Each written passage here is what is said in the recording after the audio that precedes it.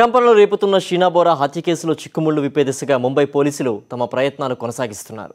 ఇప్పటికే ఈ హత్యకు సంబంధించి మిస్టరీ వీడిపోతున్న నేపథ్యంలో అసలు హత్యకు కారణాలను తేల్చే దిశగా పోలీసులు దృష్టి పెట్టారు. ఈ క్రమంలో ఇంద్రాణితో పాటు ఆమె రెండో భర్త సంజీవ్ ఖన్నాను పోలీసులు స్టేషన్కు పిలిపించి ప్రశ్నిస్తున్నారు.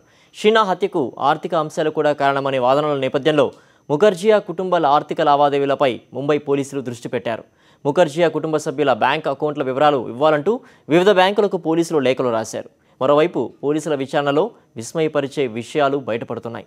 షీనా బోరా కనిపించకపోవడంపై తాను 2 పోలీస్ స్టేషన్లకు వెళ్లి ఫిర్యాదు ఇచ్చానంటూ రాహుల్ చెబుతున్న మాటలు అవాస్తవమని పోలీసులు అంటున్నారు.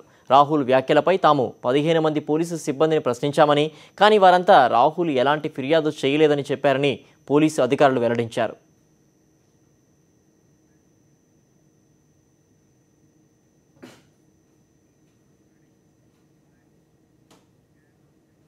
అటు రాయ్గఢ్ అడవుల్లో స్వాధీనం చేసుకున్న అస్థిపంజరం ఎవరిదో నిర్ధారించే పని వేగంగా జరుగుతోంది. విశ్వసనీయ సమాచారం ప్రకారం అస్థిపంజర భాగాలు ఓ మహిళకు సంబంధించినవే అని ఫోరెన్సిక్ విభాగం నిర్ధారించినట్లు సమాచారం.